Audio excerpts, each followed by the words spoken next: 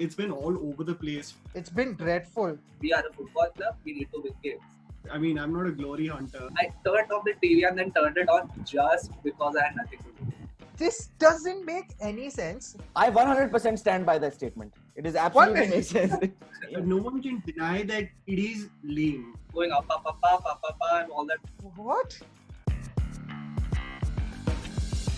It's absolutely crazy. The entire network, it is remarkable.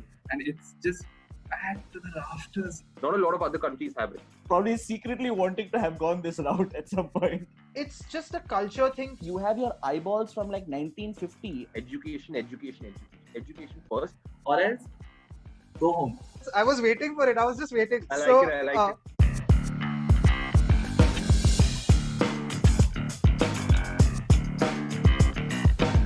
Hi everyone and welcome to another episode of All About Sports, the podcast. Last week we sat down with Anmol Jamwal, aka Jammy Pants, and did a deep dive into Arsenal Football Club and everything that's going wrong. This week, slightly different, going for a slightly broader topic. We're discussing college sports. And more specifically, we're looking at college sports in the US and trying to understand how the US is able to create this multi-million-dollar industry out of college sports that really exists nowhere in the world.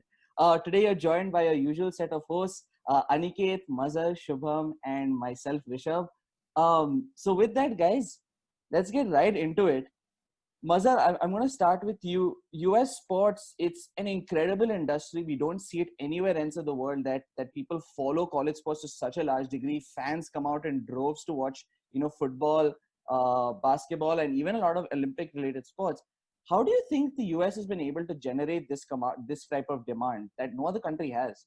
So, Krishna, I think it comes down to two major things that I've noticed. And for especially all sports fans, we all know it. It's a dream to go to an American university, even if you aren't an athlete, just to experience that fan life where you sit and you're cheering your team in American football, or you're cheering them on for all of their sports that they have. Baseball is huge, of course. Basketball being the biggest, they have something called as March Madness, where it's absolutely crazy the amount of money that it generates and the revenue it generates. Um, it's become so big. So I think it basically started back then with the obviously with also the concept of uh, the Ivy Leagues being basically athletic universities. So they compete. So you have all students studying at the best universities purely based on the fact of their sporting merits. So it stems from that. And the other thing is it's so embedded in their culture that let's not forget the US takes the Olympics so seriously that it makes a massive difference. People start, athletes start their careers for their nations before hitting puberty sometimes. And the perfect example is Michael Phelps, right? You look at Michael Phelps, he's 15 years old in Sydney, swimming against the best in 2000. Yes, he didn't medal in his first ever Olympics. But at 15, people were already talking about him. We all know what he did 4 years later and then 8 years later after that. So, what I'm trying to say is, and not only gymnastics, we all know Simone Biles as well. Her record is absolutely crazy. So, it's just a culture thing for them where, of course, if you are already being sort of you are in the limelight because of what you've achieved at such a young age that you represent your nation. And obviously, Americans are also so big on national pride. I think that changes the entire ball game altogether. So I think it stems from there. And of course, we can then go deeper into the discussion, but I would like to get all of you guys in as well. So what I think is, like how you mentioned, Mazhar, college sports generally, you mentioned Ivy League, it started in the late 1800s with Harvard versus Yale, because I think rowing is a very big thing out there. It started like that. And also the sort of financial back gets in general, that amount of money that is fused into it at all levels, starting from, no, forget college, even starting from level, the way everything is built up, the entire pyramid, the entire system is done so well that the athletes get this fantastic training at a very early on in their career.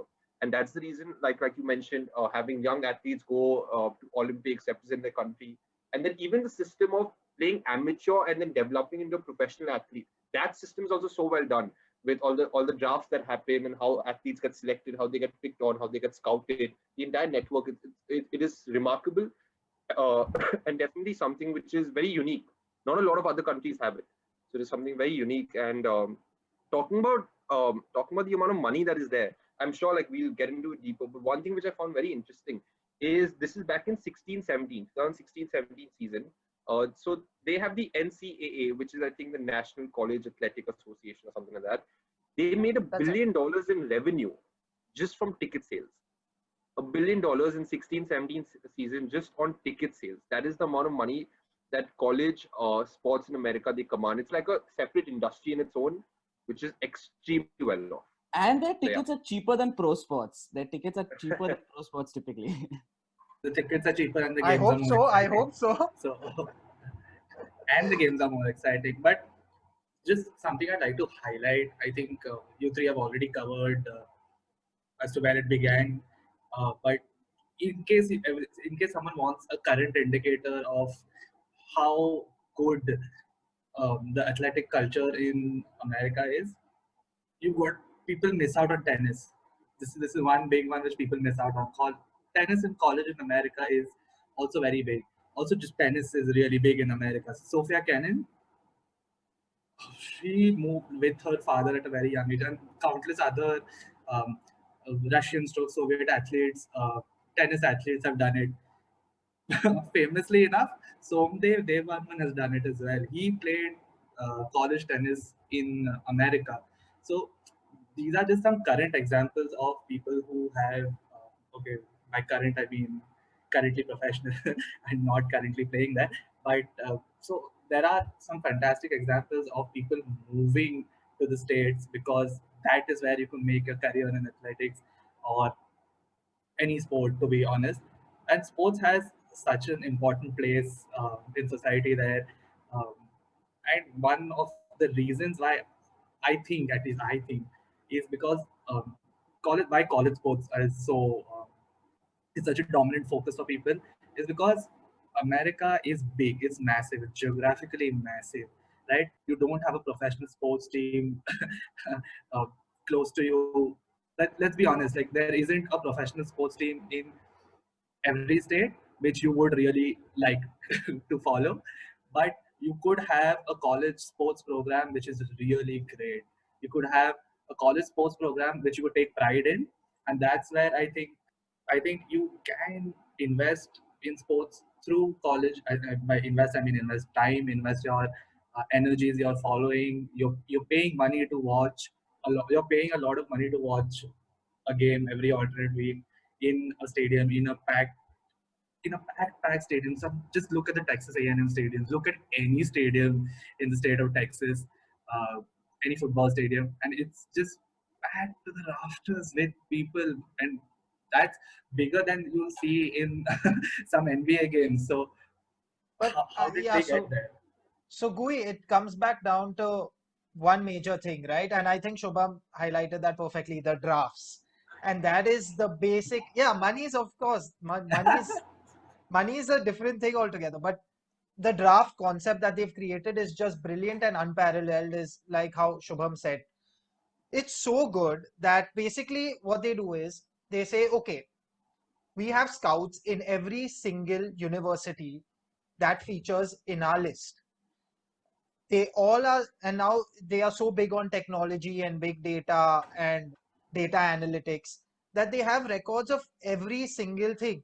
Now what that does is enables people to look at certain colleges knowing that, okay, and you're not, now it's changed so much that before it was like, oh, okay, I'm watching Duke, so I know I'm going to get my big basketball players from Duke or UCLA or the Huskies Connecticut.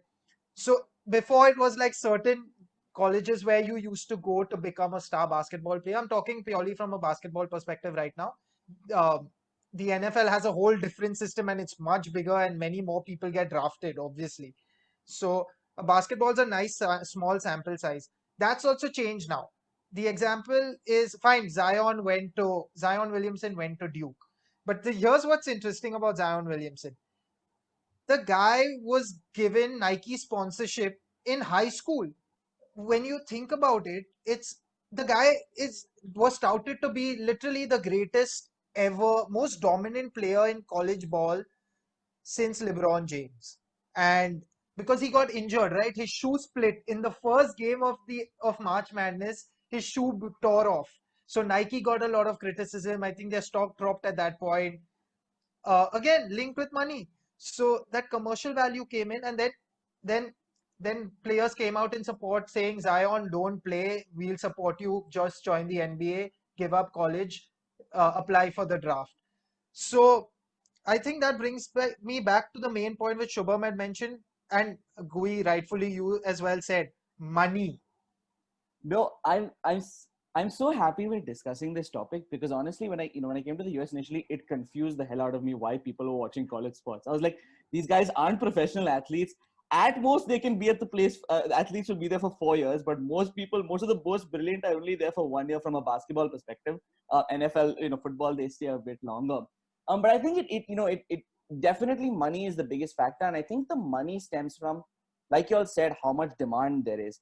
And I think there are a couple of other reasons why demand is so high. I think Gui made a really good point that you might not have a pro football team, but most states will have a college team that it can support. Kentucky is a great example. In incredible basketball program.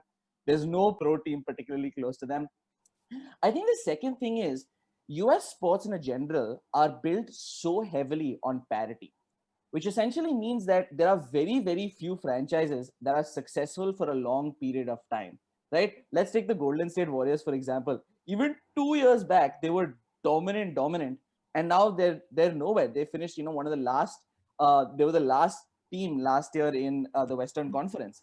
So and that's true of both the NBA and NFL. Other than maybe the Patriots, no other team has like continued success of reaching Super Bowl finals back to back. If you're a good 1 year, you look at the Atlanta Hawks. Three of four. The Falcons rather. The Atlanta Falcons about 4 seasons back reached the Super Bowl, never been back since, and missed the playoffs as well. So contrast that now with college sports. College sports, because it's hard to actually regiment that kind of parity in sports, there are programs that can consistently be good. So you can be a fan for like 15 years and know your team can still be great. Mazhar brought up a great team, Duke. Duke has been a phenomenal basketball program for years. You take Kentucky, you take UCLA. For years and years, they can be consistently good. The second thing is pro teams can move in the US, which has a little bit of a disincentive for people, right? You look at a team like the Oakland Raiders, they moved to Las Vegas. The Seattle Supersonics in basketball, they used to be a team that became the OKC Thunder. There's always a thing that people from a particular city might, unless you're on New York or maybe a big Californian city or maybe a Chicago, there's always a chance your team might move. So the ability to have loyalty is a little bit tougher for pro fans. For colleges, that's never going to be the case. Your campus is not going to be able to shift from one city to another. So it's really easy to build blind loyalty, which means you have your eyeballs from like 1950 of people who graduated from that college, who have loyalty to that college, or even live in that area, have that loyalty that's grown. But I love the point that you'll bring up about money. How well do you think US colleges have managed that to monetize that program? Because we are on the topic of money, there are a few things that I would like to point out. So, for all our Malu's listeners, always a money guy. Malu's always a guy with the numbers. Comes out with these best reports. I was waiting for it. I was just waiting. Okay, now Shubham's time will come. Shubham's time will come. Krishnan started on money, and I was like, I just want Krishnan to finish so that I can get to it. Go for it, Shubham. I can't wait. For all our viewers and listeners, just a few figures so that you guys get a sort of a reference or benchmark as to how big college football is in the US. Like I mentioned, ticket sales in 16-17 season was $1 billion. Total revenue that these guys got from the Power 5 conferences, which basically represent most of the competitive schools and colleges. This is in the 17-18 academic year was $6.5 billion. And to give comparison and to give a reference, in that same year, the Premier League revenue was $7.3 billion. So imagine how big it is in the US. Another thing that I would like to point out is because of COVID, the amount of money, not totally, but almost around $8 billion is being affected in college sports because of what has happened due to COVID. Then another thing is like how we've been talking about the NCAA, and like you guys spoke a little bit about basketball.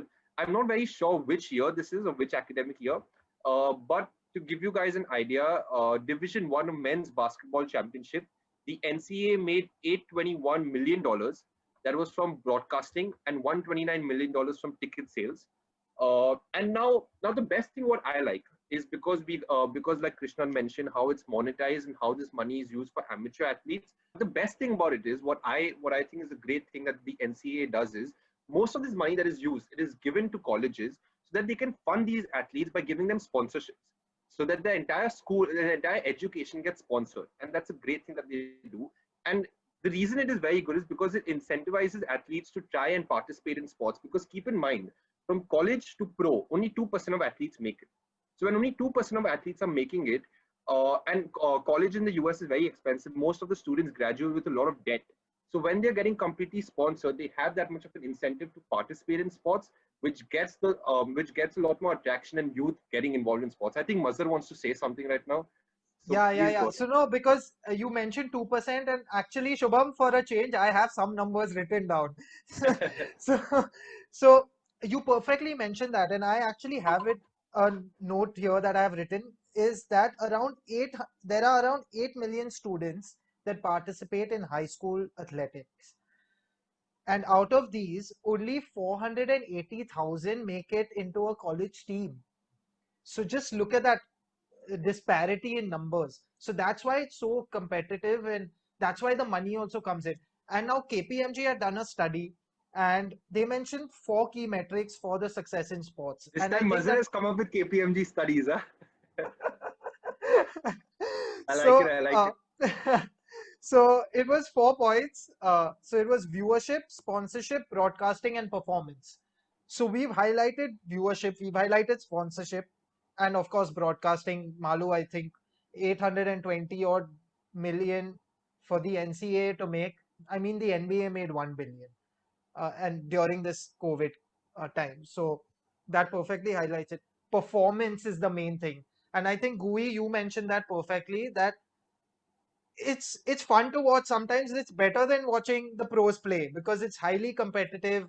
There's this feisty rivalry going on. And let's face it, in college, if someone says something or, says anything foolish, it's not going to get picked on so much as maybe someone like Chris Paul versus Rajon Rondo or something like that. So I think performance is a key thing. They strive for excellence. They demand so much from their uh, athletes and their students that they want to be the best. And at the end of the day, Shubham, you mentioned it just now as well. They can potentially make a career and their life just by succeeding in college. Like they can have 2 good years in college and then just get drafted into the league. It's not And necessary sorry, that I they'll just succeed there. I just want to cut you Yeah. once in the middle because you mentioned performance, and I'd mentioned how 821 million was the broadcasting revenue that the NCAA made, and all this money goes back to the colleges so that they can support athletes. Out of which $160 million, and this is only basketball I'm talking about, $160 million was given in terms of a performance fund to colleges so that they can help athletes with better infrastructure and so on and so forth. So yeah, you can carry on what you were saying, but because you mentioned performance, I just wanted to highlight this. No, so that's pretty much it that I wanted to highlight. And Gui, you mentioned one more thing about geography, the size. And again, I read this when I was just looking up a few things here and there. The two most important things for success in the Olympics or in sports in general are, one is population, and two is money, wealth. So population is, so that's where it's sad because India has the second largest population in the world, but we lack the wealth. The worst or the most disappointing stat about this is we have the lowest medals per capita in the Olympics amongst all countries. So that is We really, have the really disappointing. So we have a large talent pool, but we aren't able to utilize funds in the right places. Because you're And mentioning this, sir, yeah, I I'm done. So I found one comparison between the US college sports system and India very interesting, which I'd like to talk about. So how you mentioned that we have a massive population, but there aren't like too many people participating in sports or whatever the scene might be. Now see how I was talking about in the US, uh, it is only 2% athletes who make it, but the colleges, they fund them by giving them sponsorships, by giving them scholarships, that these athletes can sustain themselves, and they can, even if they don't make it as a top athlete, they get a good degree, and then after they can get a job. In India, it's a very different scene. Firstly, in India, the mentality is education, education, education, education first. You can't do anything in sports. Now, if this system was to be flipped, where, like, for example, we guys went to Jai Hind, KC, HR, right? How much of our college teams did we ever support? How much of our cricket team, football team did we ever support? We didn't do anything like that. How much of our college gave us sponsorship or scholarships to actually pursue sports? Now, if that sort of fund is given, where young students coming into college can have the belief, and the parents can also have the belief, because out here the parents also make a big difference in selecting the career of Indians, at least for us, it is like that. So if that sort of infrastructure is set in place, then I certainly see that a lot of young Indians can also participate in sports and hopefully then start making it to the Olympics. Because everything gets linked. Like when you said Michael Phelps at the age of 15 was doing it, it is because he had that sort of infrastructure set in place, which lacks in India other than cricket. It really lacks heavily. But So, yeah. Malu, I will push back on you a little bit on this, because I think it's a lot more feasible to do it in the US, because these are sports, like Mazhar said, that have a single pipeline into the sport. The single pipeline, every single football player and basketball player around the world wants to play in either the NFL or the NBA. The same doesn't exist for typically most other sports. Most other sports have people coming in from everywhere. They can play in 12 different leagues in 12 different parts of the world. Whereas US, they've got, at least for these two, they've centralized recruiting into these two major sports. Now, obviously, from an Olympic standpoint, obviously that will be centralized in every country, because every player wants to play for specifically their country. The couple of other things I also want to bring up from a financial standpoint is what the US colleges have done is, the reason they're able to monetize it so successfully. Again, I'm talking a little bit more from from the team sports perspective, is that they have worked in together with those pro sports to ensure college sports is essential. For example, the NBA and the NFL both have a minimum college requirement. So you can't really go into either of those without spending at least 1 year out of high school. Now, for example, basketball, you have to spend at least 1 year after high school before you can get drafted into the NBA. So you could typically, you don't have to go to college. You could, play somewhere else. But the best competition you have is in college. So the reason the colleges are getting so much, getting as much power as they are, is because they've worked with leagues to ensure that there are certain collegiate requirements that athletes have before they can even go in.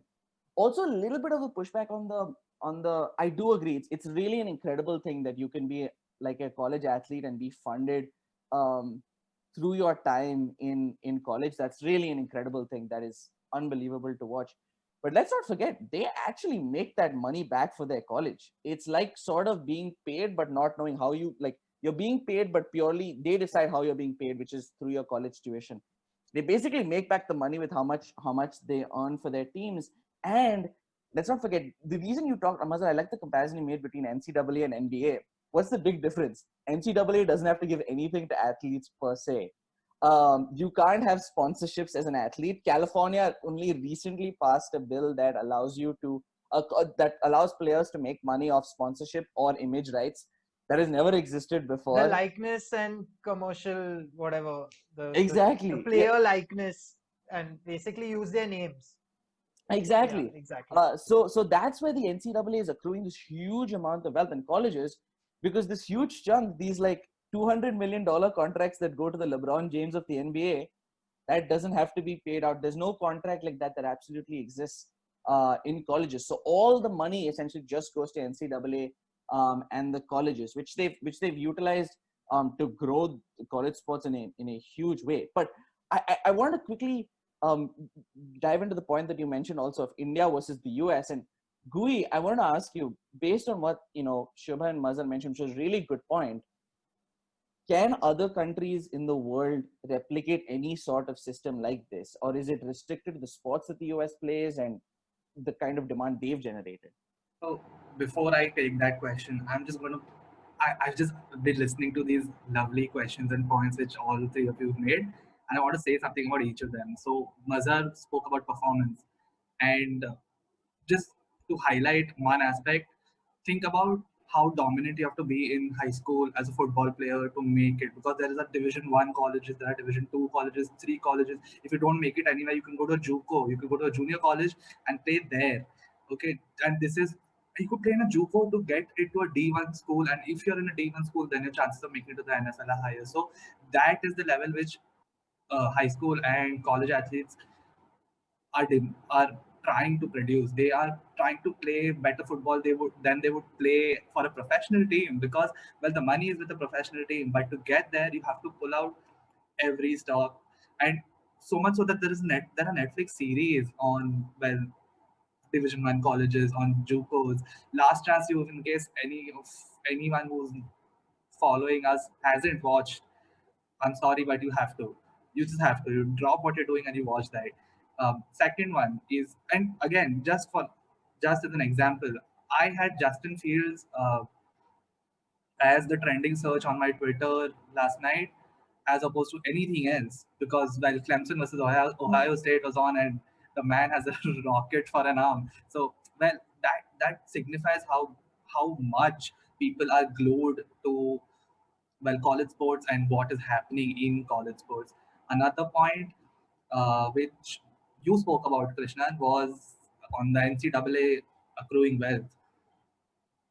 Let's be honest, it's come to the forefront after a lot of suppression, because a lot of people have tried to bring it up, and well, they've kind of been asked to keep quiet, because well, NCAA rules the roost in terms of American sports in college. Nobody can say anything. You say much, you do much, you accept payments for your own talent. No, not you can't accept sponsorships, you can't accept gifts. You are basically playing for one thing and one thing only, which is your some very restricted amount of stipend and the athletic scholarship you get. Now, coming to your question, which you posed, which is, can other countries replicate it? Let's try and have a look at, well, Europe has a lot of sports, right? But think about think about how you make it big in football. You make it big in football by playing individually well at your local sports club, not at your school, not in college.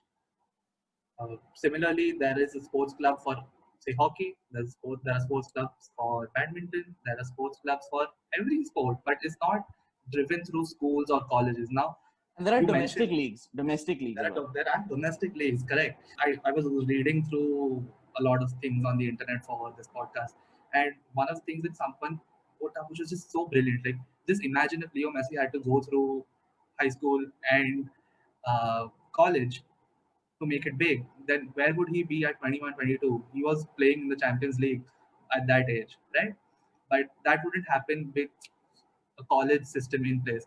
And you've highlighted so well that there is a single point entry into the NFL and the NBA, which kind of makes it's like, okay, uh, you perform well in the small bracket here, and that gives you access to this big bracket of money here, or else go home. But what I really appreciate about these athletes being in college sports programs is that you are forced to study in some way or the other. Just, and that is not possible in India. Like, you can't you people are not pursuing sports because, well, if you pursue sports, you are set up for an alternate life of nothing, which you can't afford in a country which is as populous as ours, but you can elsewhere in a country like US. And it's very unfair to say that just because a country is not as highly populated as another, um, it is easier to have that program in place.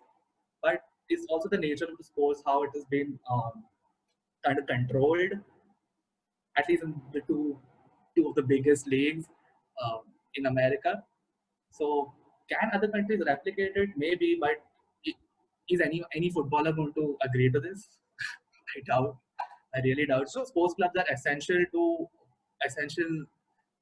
in a lot of European countries, and can they shift the entire infrastructure to a school or a college? I don't think so. I don't think they need to switch really because considering the sport that's popular is only different. But one country which has replicated their system is Japan. So they do it for baseball in their country. They also did it for football. But the problem is there's a muscle drain then. And now, for those who don't know what a muscle drain means, it basically means that you produce your talent at the grassroots level, but then to look for like greener pastures, then they move out. So that's what happens with their best Japanese football players. They mainly move to Germany first and then try to find their footing in European football. So I think Japan does it, And and Madhu, they are highly successful as well, Krishna. no, just really quickly, so I don't mean to butt in. Just one quick interjection is, and we look at baseball. Baseball is the one sport that doesn't have a huge college program in the US, and the reason is there's this huge other market that exists Yeah. in Central America and Japan. That's it, Buzz. I mean, I feel like Japan is the only country which really has successfully replicated that program and in fact made it their own in a lot of ways, and in football too. And Malu, do you think in India, the basic sports would probably be badminton, cricket. IPL would be an option. Are there other avenues you think India has maybe missed that we could look at, or anything else that you thought other countries could look at too? So what I think is, before answering your question, what I think is the system that's in the US, high school, college, becoming pro. I think a system like that, I personally think would work in India, because see, sports in India, it has to be marketed in a very different way. Because I think Indians and Indian parents, and again I'll emphasize on parents because parents in India have a big influence on the career you select. It has to be marketed in a way that it's not just sports, it is also education. So any athlete who goes to college, they have to get a degree, because that, I think, like how we mentioned, like you to make it pro in a league or something, you have to have 1 year of college or something like that. In India, I think this can work on a very, very good scale if the student also gets a degree at the same time he's also pursuing a sport. So God forbid if his career as an athlete doesn't work, he has a degree to fall back on. And considering how the Indian market is really opening up to sports, and a lot of people are looking at sports education itself as an undergrad degree, combining those things together, I think can really, really work well out here. And it can also like really open up India to a lot of sports. Right now, India is all about cricket. But if you have a proper infrastructure in place where there is a proper way, proper channels, because right now everyone is lost. We don't know what to do, how to do. If you have talent, how the talent cultivate, what sort of scouts can get you on board, how many teams are there, leagues are there. But everything is put in proper. If there's an audit to it, if there's a hierarchy to it, then every single sport, like let it be badminton, let it be tennis, let it be football, kabaddi, or sports which are very like Indian centric, hockey, kabaddi, these kind of sports which are heavily played in India, I think it can really excel, and we can get really good athletes who can then go on to represent the country on international platforms. So that is my take on it. I think the US system, if implemented well in India, but obviously with government backing and funding, at least initially, I think it could really produce some top talent. That is a fantastic point. It's a fantastic point, Shubham, because you're right. In India, the focus is to get that education first, and I think it all comes from all of us. Maybe have a little bit of FOMO for not for probably secretly wanting to have gone this route at some point. Yeah, That's why it just has to be marketed in a way that it is education plus sports and not just sports. I think it could work. So luckily, Shubham, we have the OGQ, Olympic Gold Quest. They are doing a great job. Shout out to all of those ex-Indian legends and current Indian athletes as well who have helped it along. Abhinav Bindra, Leander Paes being the two big contributors, and many more. They fund all our top athletes who are medal aspirants going forward. guys, thank you so much. I think these are all fantastic points. I think we all had some ideas on where we want this to move, both globally and the US. Everyone who's listening, do leave your comments. Let us know what you think. Let us know if India or other countries can replicate something like what the US has done. If you like the US system, do let us know. And check out any of our previous episodes. Leave a like, share, subscribe. We're on all the major social media platforms as well as all of the main podcast platforms. With that, thanks so much and take care.